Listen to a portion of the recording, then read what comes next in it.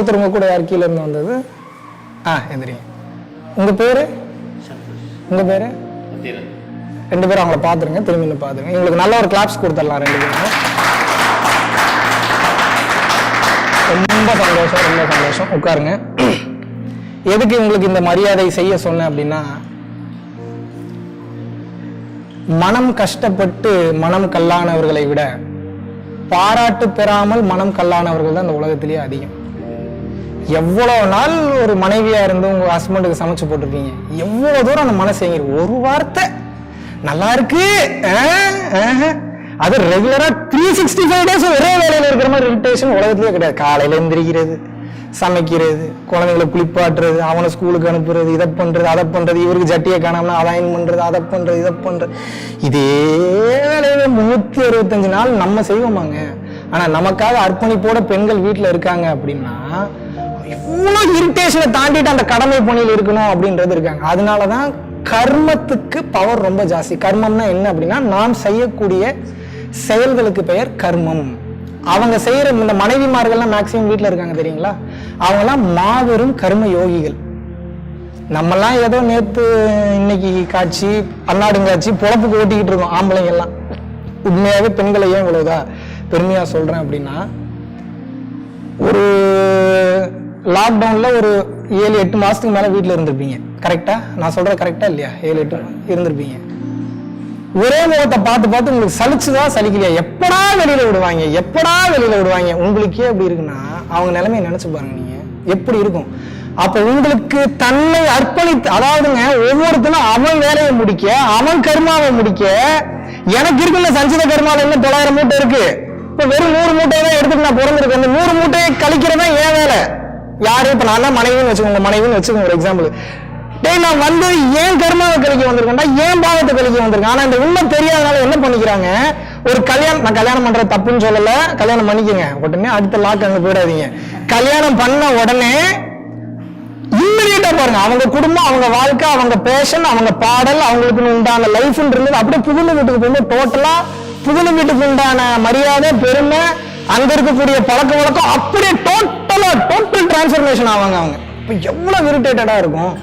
அப்போ தன்னோட வாழ்க்கைய 100 மூட்டை அழிக்காம எல்லாரும் என்ன தெரியுமா பண்ணிட்டு இருக்காங்க, 1000 மூட்டை இருக்கு, 100 மூட்டை எடுத்திருக்கோம், இன்னும் அடுத்தடுத்து பிறந்து 900 மூட்டை அழிக்க வேண்டியிருக்கு. ஆனா பாவம் இவங்க நிலைமையை நினைச்சா மறுபடியும் மூட்டையை சேர்த்துக்கிட்டு இருக்காங்க. இப்ப சொல்லுங்க, நான் என் மூட்டையை கழிக்கணுமா இல்ல உட்கார்ந்து உங்களுக்கு ஊழியம் செஞ்சுட்டு இருக்கணுமா? அப்ப எவ்வளவு நமக்கு இதுல கோபம் வேற வருது. உப்பு இல்லைன்னா காரம் அதிகமா இருந்தா கோபம் வருது. இது ஆண்களுக்கு மட்டும் சொல்ல, இதை நான் பெண்களுக்கு இப்ப நான் மாத்தி சொல்றேன். பெண்களுக்கு சொல்லணும்னா இப்படி சொல்லலாம், வீட்லயே இருந்து நீங்க ஜாலியா இருந்துக்கிறீங்க, வெளியில போய் நாங்க வேலையை பார்த்து சம்பாரிச்சு ஒருத்தன்ட்டு அசிங்கப்பட்டு சின்ன பின்னப்பட்டு இருக்குல்லப்பா, நமக்கு இருக்குல்ல, நம்மளும் என்ன சாதாரண அளவுல ஒத்துக்கணும்ல, ஈக்குவலா இருக்கு. இங்க பாருங்க, நான் நியாயத்தை தான் பேசுவேன், பாதி உங்களுக்கு பாதி எனக்கு, புரியுதா? அடி வாங்கினா கோப்பு எனக்கு தான்ன்ற மாதிரி இதை மட்டும் மைண்ட்ல வச்சுக்கோங்க. நாங்களும் பாதி தான். காதலித்து இருந்தாலும் பெண்கள் ஒரு படி மேலங்க. ஏன் தெரியுங்களா? நம்ம இருக்கக்கூடிய நாடு தாய் நாடுன்னு தான் சொல்றோம். யாராவது தம்பி நாடு, தந்தை நாடு, ஒண்ணு விட்ட சித்தப்பா நாடு சொல்றோமா? கிடையாது. பேசக்கூடிய மொழியை கூட என்னன்னு பேசுறோம்? தாய்மொழிங்க. யாராவது தந்தை மொழி, அண்ணன் மொழி, சித்தப்பா மொழி சொல்றோமா? சரி, ஓகே, இது பேசக்கூடிய மொழி. ஓடக்கூடிய ஆறுகள் எடுத்துக்கோங்க, கங்கா, யமுனா, கோதாவரி, சரஸ்வதி, நர்மதா, பெண்கள் பேர்ல தான் ஓடுது. எந்த ஆறாவது மகாவிஷ்ணு, சுப்பிரமணி, கிருஷ்ணமூர்த்தி ஓடி பார்த்திருக்கீங்களா நீங்க? ஓடாது. இப்ப சொல்லுங்க, பெண்களுக்கு மதிப்பு அதிகமா அதிகம் இல்லையா? அதனாலதான் சொல்றேன், இவங்க 2 பேரும் இன்ட்ரோடியூஸ் பண்ணதுக்கு மெயினான காரணம் என்னன்னா, அவங்க வேற லெவல்.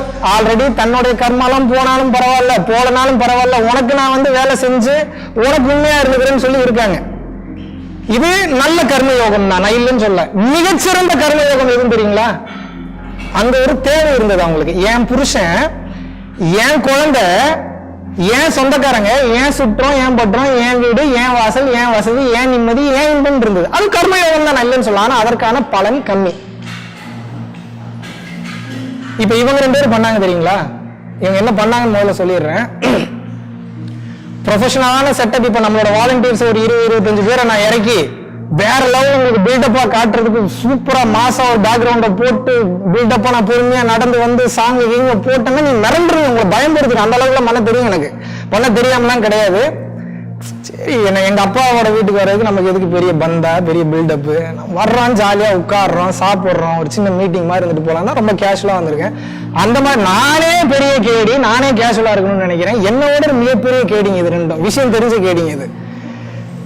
கர்மயோகத்தில் மிகச்சிறந்த மிகப்பெரிய கர்மயோகம் எது அப்படின்னா, நான் ஒரு வீடியோல கூட பேசியிருப்பேன், எந்தவித பிரதிபலனும் எதிர்பார்க்காம என் உடலை வருத்தி என் டைமை கொடுத்து இன்னொருத்த நல்லா இருக்குன்னு நான் வேலை செய்யறேன் பாத்தீங்களா.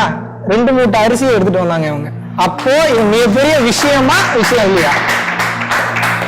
அதனாலதான் உங்களை பாராட்டினேன். பர்சனலாவே உங்களுக்கு சொல்றேன், சில பேர் ஓப்பனா பேச மாட்டாங்க. ஏன்னா அகங்காரம், இதை சொல்லிட்டா இவங்களுக்கு ஒருவேளை திமிரு வந்துரும், கடைசியில சாகுற வரைக்கும் சொல்லவே மாட்டாங்க, சாகுற வரைக்கும் பாராட்ட மாட்டாங்க.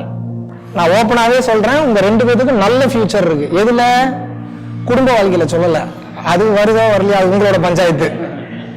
ஆன்மீக வாழ்க்கையில மிக உயர்ந்த இடம் இருக்கு. ஏன் அப்படி சொல்றேன் அப்படின்னா, இது நான் சொல்லல, சித்தர்களும் மகான்களும் ஞானிகளும் வேதங்களில் சொல்லக்கூடிய விஷயம் என்ன அப்படின்னா, எவன் ஒருவன் தனக்காக வேண்டாமல் பிறருக்காக வேண்டக்கூடிய எண்ணம் வந்து விட்டது, பிறர் நன்றாக இருக்க வேண்டும்னு அவன் நினைச்ச அடுத்த செகண்ட் அந்த ஆளால அங்க உட்கார்ந்துருக்க முடியல, உடனே வரிஞ்சு கட்டி வேஷ்டியை கட்டிட்டு இறங்கி வந்து உங்களோட சேஃப்டிக்கு வந்து நின்னுப்பாப்ல. அப்படி ஒருத்தருக்கு ஒரு எண்ணம் மனசார வரணும், நானும் 4 பேருக்கு உதவி பண்றேங்க, எனக்கு இது வேணுங்க, எனக்கு அது வேணும், அப்படி இருக்கிறது இல்ல. ஒரு சில பேரோட கான்பிடன்ஸான ஃபேஸ் எல்லாம் பார்த்தீங்கன்னா தெரியும், தினாவிட்டா இருப்பான், உங்களுக்கு தான் தினாவிட்டா, அவன் எல்லாத்தையும் பார்த்துட்டு தான் இருப்பான். ஆன்மீகத்துல மட்டும் இல்ல, இப்போ ஆன்மீகத்துல இருக்கிறவன் ஒரு தினாவிட்டா இருக்கான்னு வைங்களா, அவன் சகலத்தையும் பார்த்திருப்பாங்க, அவன் அந்த லெவல்ல தான் இருப்பான். அவனுக்கு நீங்க யாருமே தேவையில்லை, அவன் உங்களுக்கு பணிச்சு போகணும், என்ன அவசியம் இருக்கு? இப்போ ஒருத்தன் நான் சிரிச்சு பேசுறேன், அனுசரிச்சு போறேன்னா எனக்கு ஏதோ ஒரு தேவை இருந்தா நான் சிரிச்சு பேச அனுசரிச்சு டேய் நான் பார்க்க வேண்டியதை பார்த்துட்டேன்டா, உங்களை சொல்லல, அவனோட லாங்குவேஜ்ல சொல்றேன், டேய் நான் பார்க்க வேண்டியதை பார்த்துட்டேன், நான் எதுக்கு ஃபீல் பண்ணணும், நான் எதுக்கு கவலைப்படணும்? கரெக்ட் தானே? உண்மையை ஒருத்தன் பார்த்துட்டான்னு வைங்களேன், வேற மாதிரி வாழ்ற வாழ்க்கையே பரவசம் ஆயிடும். உங்க தலையிலே இடி விழுந்தாலும் சிரிச்சுக்கிட்டே உட்காந்துருப்பீங்க நீங்க. ஆஹா, எவ்வளவு அற்புதமான ஒரு இடி அது. கொண்டு சாக்கடைக்குள்ள விட்டுட்டாலும் நீ வாட்டுக்கு படுத்து தூங்கிட்டு இருப்பீங்க, நீங்க ரசிச்சுக்கிட்டு இருப்பீங்க சாக்கடை. சாக்கடைன்ற வார்த்தையை இப்ப கேட்டேன்னு உங்களுக்கு ஒரு எக் அப்படின்ற ஒரு ஃபீல் வருது இல்ல, அந்த ஃபீலுக்கு காரணம் எண்ணெய் பதிவுகள் தாங்க. அந்த ஃபீல அந்த எண்ணெய் பதிவுகளை பியூரிஃபை பண்றது எப்படின்னு தெரிஞ்சிருச்சு, அந்த வித்தை தெரிஞ்சிருச்சுன்னா சாக்கடை உங்களுக்கு சொர்க்கமாயிரும். அவ்வளவுதான் ஞானம். புரியுதா புரியலையா? நான் சொல்ற விஷயம் உங்களுக்கு புரியுதா புரியல? அதாவது இப்ப நீங்க எல்லாரும் என்ன கேக்குறீங்கன்னா, இன்னைக்கு உங்களோட தேவைக்கு எனக்கு 100 கோடி ரூபாய் பணம் இருந்தா நல்லா இருக்கும் நினைக்கிறீங்களா இல்லையா? தப்பெல்லாம் கிடையாது, ஓப்பனா பேசுங்க, பேசினா தான் புரியும். எத்தனை பேருக்கு 100 கோடி பணம் வேணும்? டக்குன்னு கை தூக்குங்க. வேணாமா? நிஜம் இன்னும் மிகப்பெரிய ஞானிகள்லாம் வந்திருக்கீங்க இன்னைக்கு. ஏங்க நியாயப்படி இப்ப நீங்க இங்க வரணும்னு நினைக்கிறேன், நான் அங்க வந்திருக்கணும். நான் கீழே உட்காந்து பேச உங்களுக்கு தெரியாதுன்றனால நான் மேல உட்காந்து பேசிட்டு இருக்கேன். உடனே மிகப்பெரிய யோகி போலன்னு நினைச்சிடாதீங்க, உட்கார்றது நல்லா ஜாலியா ஜம்முன்னு இருக்கு. சோ 100 கோடி ரூபாய் இப்ப பணம் உங்களுக்கு வேணும்னு நீங்க நினைக்கிறீங்க. எல்லாரும் உங்களோட தேவை மட்டும் இல்லைங்க, இன்னைக்கு ரோட்ல போற எவனோ ஒருத்தனை உத்தேசமா கூப்பிட்டு உனக்கு 100 கோடி ரூபாய் பணம் வேணுமான்னு கேட்டா வேணும்னு சொல்லுவானா வேணான்னு சொல்லுவானா? அவ்வளவுதானே. இப்ப எல்லாத்துக்கும் எல்லாரோட தேவை எதுல அடக்கிடலாம் நம்ம? அவ்வளவுதான். அதை தாண்டி இன்னும் டீப்பா உள்ள போகும்போது சந்தோஷன்ற ஒண்ணுக்காக எல்லாரும் ஒர்க் பண்ணிட்டு இருக்காங்க. அதை பார்ப்போம். முதல்ல இந்த மேட்டர் பார்த்துருவோம். பணம் எனக்கு இருந்தா நான் நல்லா இருப்பேன், பணம் வந்தா எனக்கு எல்லாம் வந்துடும், பணம் வந்தா நான் செட்டில் ஆயிரும், பணம் வந்தா எல்லாமே கிளியர் ஆயிரும் நினைக்கலாம். ஆனா பாவம் அவனுக்கு தெரியாது, 1000 கோடி பணம் வந்தாலும் கவலை, கஷ்டம், வருத்தம், துன்பம், துக்கம், வேதனைன்றது வந்துகிட்டே தான் இருக்குன்றது அவனுக்கு தெரியாது. இந்த உண்மை தெரியறதுக்கு 80-90 வருஷம் ஆயிடும், உயிர் போயிடும் அவனுக்கு. அப்ப நீங்க நினைச்சு பாருங்க, இந்த உண்மை காதல போறதுக்கே ஒருத்தனுக்கு 80-90 வருஷம் ஆகுதுங்க. அப்ப அவன் வாழ்ந்த வாழ்க்கை என்ன பிரயோஜனத்துக்கு? இப்ப நான் இப்ப இதை கேட்டா அது புரிஞ்சிருப்பாரு. இப்ப 100 கோடி பணம் வேணும்னு நீங்களும் சொல்றீங்க. இப்ப நான் என்ன சொல்றேன், உங்களுக்கு அர்ஜென்ட்டா வயிற்று கிடக்குது, ரொம்ப அர்ஜென்ட்டா வயிற்று கிடக்குது. 100 கோடி நீங்க வாங்கி ஆகணும்னா உங்களால வாங்க முடியுமா? சொல்லுங்க, பதில் சொல்லுங்க. 100 கோடியாக 1000 தல்றா அந்த பக்கம் எங்கடா இருக்கு பாத்துட்டு போவீங்களா மாட்டீங்களா? அப்போ இதை நீங்க ஒரு விஷயத்தை புரிஞ்சுக்கோங்க, பொருள் என்பது உங்களுடைய அமைதியையும் நிம்மதியும் தீர்மானிப்பது அல்ல. இப்ப உங்களுக்கு அமைதியும் நிம்மதியும் கொடுத்தது எது? பாத்ரூம். இப்ப சொல்லுங்க, உங்களுக்கு பாத்ரூம் வேணுமா 100 கோடி ரூபாய் வேணுமா? இப்ப அடுத்து நான் என்ன பண்றேன், உங்களை பாத்ரூம் நல்ல திருப்தியா போயிட்டீங்க, உங்களை உள்ள வச்சு பூட்டிடுறேன். இப்ப நீங்க இவ்வளவு நேரம் என்ன நினைச்சிட்டு இருந்தீங்க, ஆஹா மகாவிஷ்ணு மாதிரி ஒரு அற்புதமான மனுஷன் உலகத்திலேயே கிடையாது, நமக்கு அற்புதமான ஒரு விஷயம் பாத்ரூம்ன்ற ஒரு அற்புதமான சொர்க்கத்தையே கொடுத்துட்டாப்ல, இவரே இனிமேல் இவருக்கு எல்லாம் நினைக்கிறப்ப ஃபுல்லா நீங்க வந்து டிசென்ட்ரி ஃபுல்லா கிளீன் பண்ணதுக்கு அப்புறம் இப்ப நான் விடிய விடிய லாக் பண்ணி வச்சிருந்தேன்னா இப்ப என் மேல ஆத்திரம் வருமா வராதா? அடுத்த செகண்ட் இப்ப என்ன கேக்குறீங்க, இப்ப 100 கோடியில 2வது அதை விடுங்க, முதல்ல தாப்பால திறப்பான் நினைப்பீங்களா மாட்டீங்களா? சரி இப்ப சொல்லுங்க, 100 கோடி முக்கியமா தாப்பால திறக்கணுமா? சரி ஓகே, இப்ப தாப்பால திறந்துட்டு உள்ள வந்தாச்சு, உட்கார்ந்துருக்கீங்க, 100 கோடி ரூபாய் வைக்கிறேன். எல்லாரும் வந்து பாத்தீங்கன்னா எத்தனை 20 பேர் இருக்கீங்களா? கணக்குல நான் ரொம்ப வீக், கணக்கு பார்த்தா கலை போயிருன்றதுனால கணக்கெல்லாம் பாக்குறது இல்ல. சரி என்ன ஒரு 10 கோடி வச்சுப்போமா, மீதி இருக்கிறத ஷேர் பண்ணி எடுத்துக்கோங்க. எல்லாத்துக்கிட்டையும் மினிமம் ஒரு 10 crores இருக்கு உங்க பாக்கெட்ல. சந்தோஷமா போறேன், ஆஹா மகாவிஷ்ணு ஞானத்தை கொடுக்குறேன்னா போற பணமே கொடுத்துட்டாருப்பா, ஞானமாவது மண்ணா கட்டியாது ஒண்ணு வேணாம் எனக்கு, இவரோட மிக சிறந்த சாமியார் உலகத்திலே கிடையாதுன்னு நீங்க சொல்லுவீங்களா மாட்டீங்களா? இப்ப நான் என்ன பண்றேன், கீழே போக போக போக வரிசையா ஒரு 10 போலீஸ்காரன் நிப்பாட்டுறேன். மகாவிஷ்ணு திருடி சம்பாதிச்ச சொத்து சேர்த்தது, கருப்பு போனா எல்லாத்தையும் கொடுங்கன்னு ஜப்தி பண்றானுங்க. இப்போ எல்லாத்தையும் அரெஸ்ட் பண்ண போறானுங்க. இப்போ சொல்லுங்க, நான் கொடுத்த 10 கோடி பணம் வேணுமா ரிலீஸ் வேணுமா?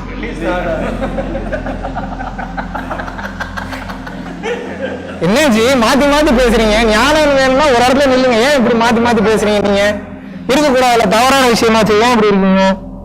சரி ஓகே, இப்ப இதுல ஒரு விஷயம் நீங்க கிளியரா புரிஞ்சுக்கங்க. எனக்கு அதாவது உங்களுக்கு எப்படி சொல்லி புரிய வைக்கிறதுனா, நான் ஒரு டாபிக் ஆரம்பிக்கிறேன்னு வைங்க, அந்த டாபிக்கை ஒட்டி என்னால விடிய விடிய பேச முடியும். நான் ஒரு 100 டாபிக் போயிடுவேன், நான் அவ்வளவு டீட்டெயிலா இருக்கு, அவ்வளவு விஷயங்கள் போயிட்டே இருக்கு. நான் பாட்டு போயிட்டே இருப்பேன், எங்க ஸ்டார்ட் பண்ணனே மறந்துடுறேன், ஸ்டார்டிங் ட்ரபிள் வேற.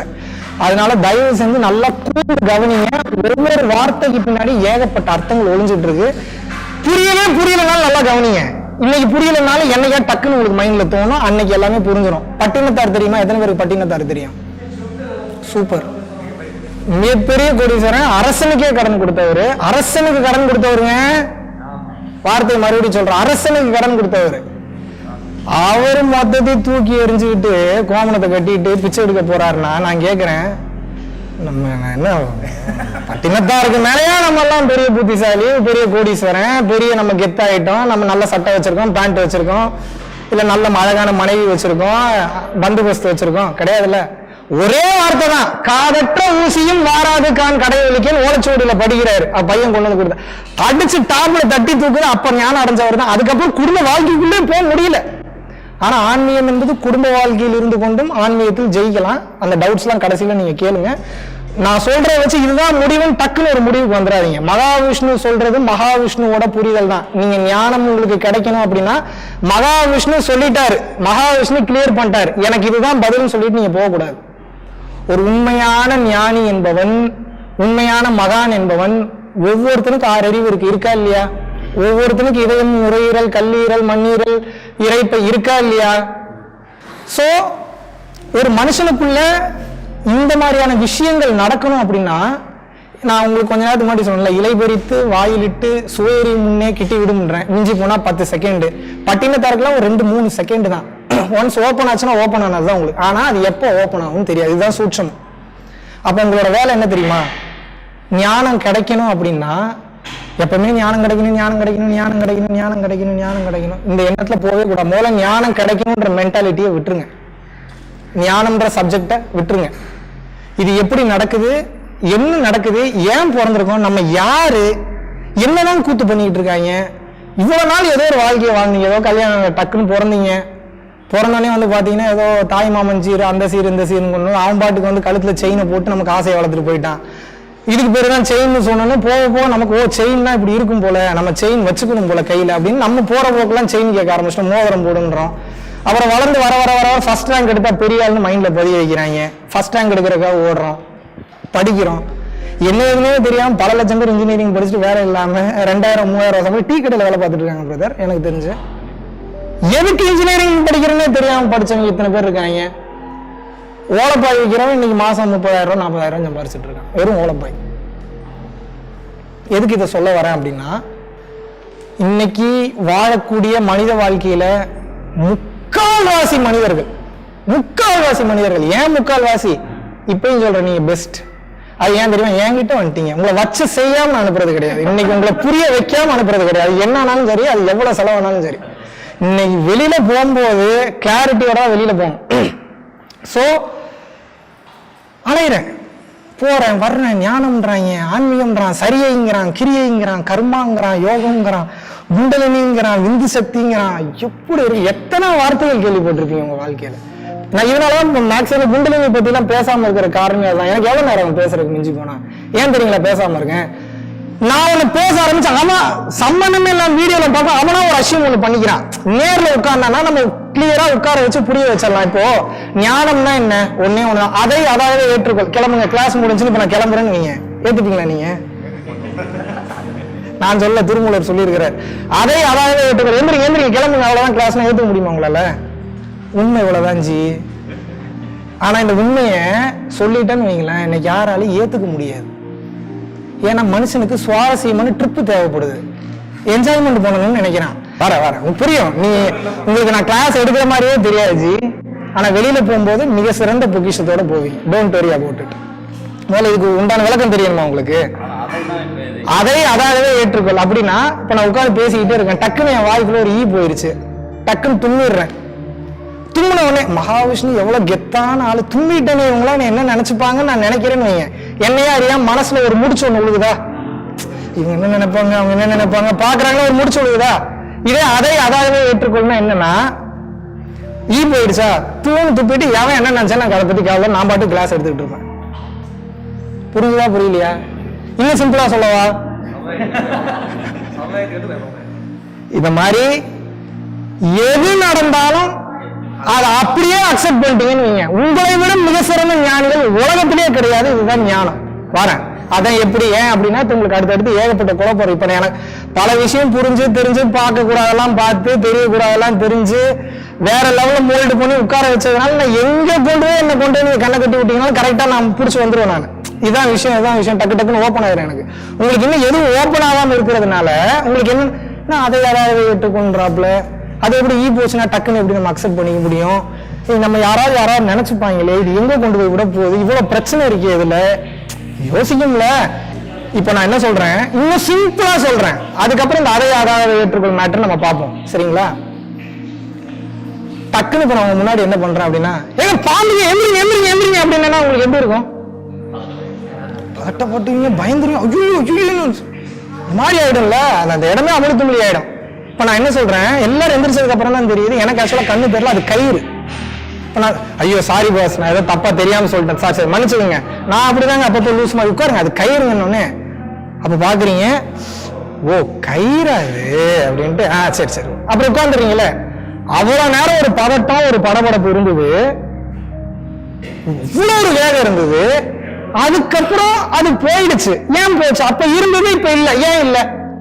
ஏங்க வாழ்க்கையோட மிகப்பெரிய ரகசியங்களை மிகப்பெரிய சூட்சமங்களை உங்களுக்கு ரொம்ப புரியுற மாதிரி சொல்லிட்டு இருக்கேன். நல்லா கவனிங்க இந்த மேட்டரை. நீங்க சின்ன விஷயம்லாம் நினைச்சுக்காதீங்க. வாழ்க்கையோட மிகப்பெரிய தத்துவங்கள், மிகப்பெரிய விளக்கங்கள், மிகப்பெரிய விஷயங்கள் எல்லாமே இத்தனோண்டு விஷயத்தான் ஒளிஞ்சிட்டு இருக்கு. எல்லா பொருட்களும் அணுக்களின் சேர்க்கை தான். அணுக்கள் கண்ணுக்கு தெரியுமா? எல்லாமே அதுக்குள்ளதான் இருக்கு, விஷயமே அதுக்குள்ளதான் இருக்கு, பல ரகசியங்கள் அதுக்குள்ளதான் ஒளிஞ்சிட்டு இருக்கு. என்ன கேட்டுட்டு இருந்தேன் நான்,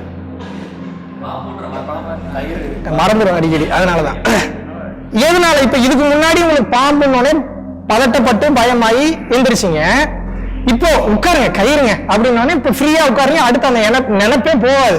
ஆனா இப்ப நான் என்ன பண்றேன், அடுத்து ஃப்ரீயா போய் நீங்க கிளாஸை கவனிப்பீங்க. பாம்பா, ஐயோ சரி ஓகே நீங்க உட்காருங்க, பாம்பு அந்த பக்கம் போயிருச்சு அப்படின்னா நீங்க அடுத்து நிம்மதியா உட்காருவீங்களா? நீங்க மறுபடியும் எப்படா வருங்கன்னு பாப்பீங்க. நீங்க பாப்பீங்களா மாட்டீங்களா? இப்ப நீங்க எல்லாரும் பாம்பை பார்த்த பயத்துலதான் இருக்கீங்க. எப்படின்னு சொல்றேன், பிறந்ததுல இருந்தே பாம்பை பார்த்த பயத்துலதான் இருக்கீங்க. எப்படின்னா இதை பொண்ணா இது நடந்துரும், அதை பொண்ணா இது நடந்துரும், இது பொண்ணா பயம், அது பொண்ணா பயம், இது பொண்ணா இது எங்கேயோ கொண்டு போய் விட்டுரும், அது பொண்ணா அது எங்கேயோ கொண்டு போய் விட்டுரும். நீங்க முக்காவாசி மனிதர்கள் உங்களோட வாழ்க்கைய பயந்துதான் வாழ்ந்துட்டு இருக்கீங்களே தவிர யாரும் உண்மையை உணர்ந்து வாழல. ஃபர்ஸ்ட் ரேங்க்னால நீ ரேங்க் கம்மியான முடிஞ்சுட்டா வேலை பார்க்கும் போது ஐயோ எப்படா படிக்க, சும்மா விட்டா கூட நல்லா மக்கப் பண்ணிடுவேன், இந்த நேரத்துல எப்படா படிக்கிறேன் பயத்திலே. சில பேர் பில்டப் எல்லாம் இருப்பீங்க, உங்களை பத்தி எல்லாம் எனக்கு தெரியும், எல்லாம் பார்த்தாச்சு. இது நீங்களும் அச்சீவ் பண்ண முடியும் உங்களுக்கு. அதனாலதான் அந்த கான்பிடன்ஸை கொடுக்குறேன். எங்கேயும் போய் பயந்துடாதீங்க. எங்கேயுமே போய் வந்து பாத்தீங்கன்னா மலைச்சு போய் நின்றாதீங்க. இது மிகப்பெரிய விஷயம் போல. அப்படி நீங்க முதல் எதிரி நீங்க கண்ணால பாக்குறது எதிரி உங்களுக்கு. நீங்க இந்த உலகத்துல கண்ணுல எதை பார்த்தீங்கன்னாலும் போய் தான். உங்களுக்கு இப்ப நான் புரிய வைக்கிறேன் ரொம்ப கிளியரா. ஏன் எதனால எல்லாரும் பாம்பை பார்த்துட்டு இருக்கீங்க எதுக்குன்றதுக்கு ஒரு மிகப்பெரிய சம்பந்தம் இருக்கு. பாம்பு அங்க வரல இவ்வளவு நேரம். பாம்புன்றது ஒரு நியூஸ் தான் உங்களுக்கு நான் கொடுத்தது, ஒரு இன்ஃபர்மேஷன் தான். ஆனா ஒரு இன்ஃபர்மேஷனே பாம்பு வந்தா என்ன வேலையெல்லாம் பண்ணுமோ அத்தனையும் ஒரு மனிதனோட உடம்புல பண்ணுது அப்படின்னா, அப்ப அந்த வேலையை பண்ணது பாம்பா இல்ல என் உடம்புல நடந்த கெமிக்கல் ரியாக்ஷனா? கிளியரா இருக்கீங்களா? அதுல இப்போ இவ்வளவு நேரம் உங்களுக்கு என்ன தோணிட்டு இருந்தது அப்படின்னா, ஐயோ பாம்புன்னு நினைச்சு வாழ்ந்துகிட்டு இருக்கீங்க. இது நான் ஒரு செகண்ட்ல சொல்ற வாழ்க்கையே இப்ப எவ்வளவு உங்களுக்கு ஒரு 40 வயசுன்னு கணக்கு வச்சுக்கோங்க. சும்மா ஒரு எக்ஸாம்பிளுக்கு சொல்றேன். 40 வருஷமா பாம்புன்னு நினைச்சு வாழ்ந்துகிட்டு இருக்கீங்க இவ்வளவு நாளா நீங்க. அப்ப 40 இயர்ஸ் இது பாம்பு பாம்பு பாம்பு பாம்பு. அதாவது இப்ப என்ன மாதிரி ஆள் உட்காந்து அது கயிறா பாம்பு இல்லைன்னு சொல்லியாச்சுன்னா அடுத்து நிம்மதியா ஃப்ரீயா உங்க வேலையை பார்ப்பீங்க. உண்மை தெரிஞ்சிருச்சு, பாம்பு இல்லைன்னு தெரிஞ்சு போச்சு. ஆனா இருக்கிறவங்க எல்லாருக்கும் இங்க என்ன பிரச்சனைனா, பாம்புன்னு ஒருத்தன் சொல்றான் பாத்தீங்களா, அவனுக்கே பாம்பு முன்ன பின்ன அவன் பார்த்தது இல்லை. அவன் எப்படி விளக்கம் கொடுப்பான் உங்களுக்கு? புரியுதா ஜி நான் சொல்றது? நல்லா கவனிங்க. இங்க பல பேரு ஆன்மீகம்னா என்னன்னே தெரியாம சுத்திக்கிட்டு இருக்கான்.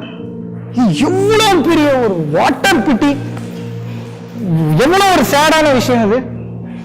ஆன்மீகம்னா என்னன்னு தெரியல.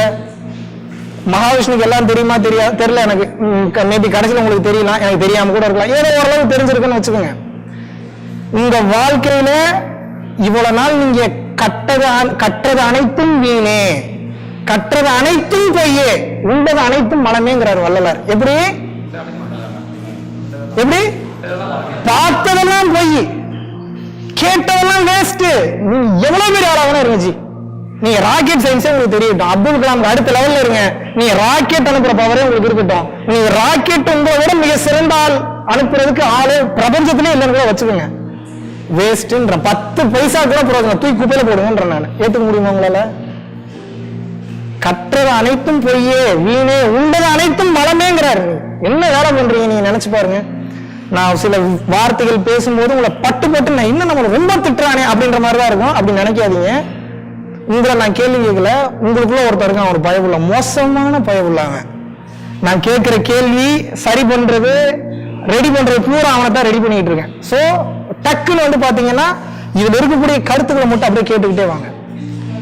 இவ்வளவு நாள் நமக்கு எந்த விஷயம்லாம் தேவையில்லையோ, எதெல்லாம் வேலைக்கு ஆகாதோ, எதெல்லாம் பிரயோஜனம் இல்லையோ, எதெல்லாம் அவசியம் இல்லையோ அதை மட்டும்தான் இப்ப வரைக்கும் நம்ம கத்துக்கிட்டு இருக்கோம். சும்மாவா சொன்னாரு வள்ளலாரு, கடை விரித்தேன் கொள்வார் இல்லை, கட்டி கொண்டு கிளம்பி விட்டேன் போங்கடா ஓட்டலான்னு சொல்லி உண்மையை கொடுத்து நான் என்னத்தடா பண்றது. மனிதனுடைய வாழ்க்கை எப்படின்னா, நல்லா கவனிங்க. மனிதனை வந்து ஒரு நாயின்னு வச்சுக்கோங்க, ஆப்போசிட்ல போறது ஒரு மகான் அப்படின்னு சொல்லி வச்சுக்கோங்க. இப்போ அந்த நாய் என்ன பண்ணுது, ஒரு கறி இல்லாத ஒரு எலும்பு, சாதாரண எலும்பு தான் அது, சரிங்களா? அந்த எலும்பை போட்டு கடி கடி கடி கடின்னு கடிக்குது. உங்க வீட்டு கடி எங்க வீட்டு கடி இல்லை, மொக்கா மொக்கா கடி. கொஞ்ச நேரத்துல ரத்தம் வந்துடுது அந்த நாயோட வாயில இருந்து, ரத்தம் வந்து கீழே அப்படியே போய்கிட்டு இருக்கு. அப்போ ஒரு ஞானி ஒருத்தர் அந்த வழியா கிராஸ் ஆகுறாரு, வந்து கேட்கிறாரு, ஏய் நாயை என்ன பண்ணிட்டு இருக்க நீ? ஏங்க நான் என்ன அழகா சாப்பிட்டுட்டு இருக்கேன், சிக்கன் சாப்பிட்டுட்டு இருக்கேன், பாத்தீங்கன்னா எவ்வளவு அழகா இருக்கு, நான் எவ்வளவு சூப்பரா அந்த வேலையெல்லாம் பண்றேன். உடனே அவர் சொல்றாரு, ஏ அறிவு இப்ப நாயே லூசா நீ, அதுல எங்க கறி இருக்கு, அதுல வெறும் வந்து எலும்பு தான் இருக்கு. நீ கடிக்கிற கடியில அந்த எலும்புல இருந்து உன்னோட அந்த ஈறுகள் வந்து குத்தி ஈறுகள்ல இருந்து ரத்தம் வந்துட்டு இருக்கு, அது கூட உன் கண்ணுக்கு தெரியலன்னா. அதை நாய் சொல்லிச்சான், ஏ அறிவு கட்டவர உனக்கு அறிவு இல்லையா, நான் கடிக்கிற கடியில வலி தாங்க முடியாம அந்த எலும்புல இருந்துதான் ரத்தம் வந்துகிட்டு இருக்கு அப்படின்னு அந்த நாய். நீ கிளம்பு நான் பாத்துக்கிறேன் அப்படின்னு. உங்ககிட்ட எல்லாம் இப்போ நீங்க வெளில போயிட்டீங்கன்னு வைங்க, பூரா பேர் இப்படிதான் தெரிவாங்க, சொல்லி வச்ச மாதிரி தெரியும். ஒரு சில பேர் ரொம்ப நல்லவ மாதிரியே இருப்பாங்க, நல்லா க்ளோஸா பழகும் இந்த கேள்வி கேட்பாங்க. அதுல என்னங்க இருக்கு, லூசாங்க நீங்க, என்ன காசு என்ன வசதி. சோ உண்மையை தெரிந்து கொள்ளும் போது இந்த உலகம் வேறையா இருக்கும், அந்த உலகம் வேறையா இருக்கும். இப்ப நான் சொல்லக்கூடிய பல விஷயங்கள் இவ்வளவு நாள் நீங்க பிடிச்சு வச்சிருந்த பிடிமானம் இருக்கு பாத்தீங்களா, இவ்வளவு நாள் நீங்க உண்மையும் நினைச்சு உன்னை பிடிச்சு வாழ்ந்துகிட்டு இருந்தீங்க, அந்த உண்மையெல்லாம் உடைக்க போறேன் நான். எனக்கு இந்த உண்மைலாம் தெரிஞ்சதுக்கு அப்புறம் எனக்கு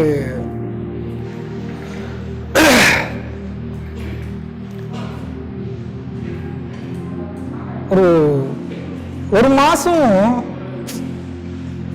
என்னடா வாழ்க்கை வாழ்ந்துகிட்டு இருந்தோம் நம்மெல்லாம். என்ன இவ்வளவு கேவலமான, இவ்வளவு வெஸ்டான, 10 காசு கூட பிரயோஜனம் இல்லாத இப்படி ஒரு மோசமான வாழ்க்கையா நம்ம வாழ்ந்துட்டு இருந்தோம்னு சொல்லி ஒரு வாரம்லாம் எனக்கு வந்து வீட்டை விட்டு வெளியில வர்றதுக்கே தோணலை. எனக்கு அவ்வளவு பெயின். ஏன் அப்படின்னா, நீங்க நினைக்கிறீங்களா குச்சியை வச்சு அடிச்சா தான் வலிக்கும், உங்களை அசிங்கமா திட்டினா தான் வலிக்கும் நினைக்கிறீங்களா? நீங்க இவ்வளவு நாள் உண்மை நிஜம் அப்படி ஒரு மிகப்பெரிய பொய்ய பிடிச்சி தொங்கிட்டு இருக்கீங்க நீங்க. இப்ப நான் அதை உடைக்க போறேன். நான் இவ்வளவு நாள் பிடிச்சி அந்த உண்மையே ஒண்ணு இல்லை, நான் உடைச்சிட்டேன் அப்படின்னா எதை பிடிச்சிட்டு இருப்பீங்க? எதை பிடிச்சி வாழ்வீங்க நீங்க? எதை பிடிச்சிட்டு இருப்பீங்க நீங்க? எல்லாமே பொய்ன்னு தெரிஞ்சிடும் உங்களுக்கு இது முடியும் போது. இது தெரிஞ்சாதான் ஞானம் வரும்னா வராது. இன்னைக்கு எல்லாரும் எனக்கு நல்ல வீடு வேணும், வாசல் வேணும், அழகான மனைவி வேணும், நல்ல ஆப்பர்ச்சுனிட்டி வேணும், நல்ல சாப்பாடு வேணும், எனக்கு நல்ல பேர் வேணும், புகழ் வேணும், இதைத்தானே விரும்புறாங்க. உடனே உங்களுக்கு அடுத்த கேள்வி கேட்கலாம், அப்ப இந்த உண்மையை தெரிஞ்சுட்டா எனக்கு எல்லாம் ஆசை இல்லாம போயிடுமான்னு. ஓப்பனான ஒரு ஃபேக்டை சொல்றேன், ஓப்பனான ஒரு உண்மையை சொல்றேன். இந்த உண்மை தெரிஞ்சதுக்கு அப்புறம் உங்க வாழ்க்கையோட கண்ணோட்டமே மாறிடும். வேற மாதிரி பார்க்க ஆரம்பிப்பீங்க. ஒரு மாதிரி டிப்ரெஸ்டா தான் இருக்கும். ஆனா நீங்க கவலைப்படணும்ன்ற அவசியம் இல்லை. இதுக்கப்புறம் நீங்க வாழ போற வாழ்க்கையே வேற. இவ்வளவு நாள் ஒரு பொய்யை புடிச்சிட்டு வாழ்ந்துட்டு இருந்தீங்க, இனிமேல் உண்மையை புடிச்சிட்டு வாழ போறீங்க. அந்த உண்மைதான் நிரந்தரமானது, அழியாது, கலர் மாறாது, உருவம் கிடையாது, ஸ்மெல் கிடையாது, எதுவுமே கிடையாது. ஆனா இருக்காது எக்ஸிஸ்டன்ஸ். நீங்க அதைத்தான் பிடிக்கணும். இவ்வளவு நாள் நீங்க பிடிச்சிட்டு இருந்தது வேற. இது பெயின் கொடுக்கதான் செய்யும், கவலை கொடுக்கதான் செய்யும். என்னதான் லவ் பண்ணீங்கனாலும், என்னதான் லவ் பண்ணி உயிருக்குயிரா லவ் பண்ணி ரோமியோ ஜூலியட் மாதிரி காதலா இருந்தாலும், கல்யாணம் பண்ணி நல்லா குடும்பம் நடத்தி குழந்தை கூட்டெல்லாம் பெத்துக்கிட்டு பொண்டாட்டியே புருஷனோ செத்தாச்சுன்னா சுடுகாடு தான். வீட்லயே பத்திரமா வச்சுப்பீங்களா? இல்ல, உலக உண்மைங்க அது. டார்லிங், செல்லம், தங்கம், மயில, ஐயோ உங்களை மாதிரி ஆளே கிடையாதுங்க. என்னென்ன வார்த்தை இருக்கு அத்தனையும் வச்சுங்க. அந்த நேர இன்பத்துக்கு, சந்தோஷத்துக்கு அவனை தவறும் சொல்ல முடியாதுங்க. மனிதனுக்கு உண்மையாவே என்னன்னு தெரியல, என்ன பண்றனே தெரியாம பண்ணிட்டு இருக்கான். எது பண்றோம், என்ன ஆக்டிவிட்டி பண்றோம், என்ன நடக்குது, ஒண்ணு இல்லை. இப்படி ஒரு துண்டு இருக்குன்னு வைங்க, ஒரு மாசமா அதே ரோட்ல தான் வீட்டுக்குள்ள போயிட்டு வந்து அந்த துண்டு எடுத்து இப்படி தள்ளி வைக்க மாட்டான், கீழே தான் சாவி இருக்கும். புரியுதா நான் சொல்றதோட அர்த்தம்? இது எதுக்கு சொல்ல வரேன் அப்படின்னா, நீங்க சோம்பேறி, நீ இதெல்லாம் பண்ணிட்டீங்க தப்பானாலும் நான் சொல்ல வரல. மனிதனுடைய மைண்டு பழகிறதே அப்படிதான் பழகும். எப்பயுமே நீ எப்படி தெரியுமா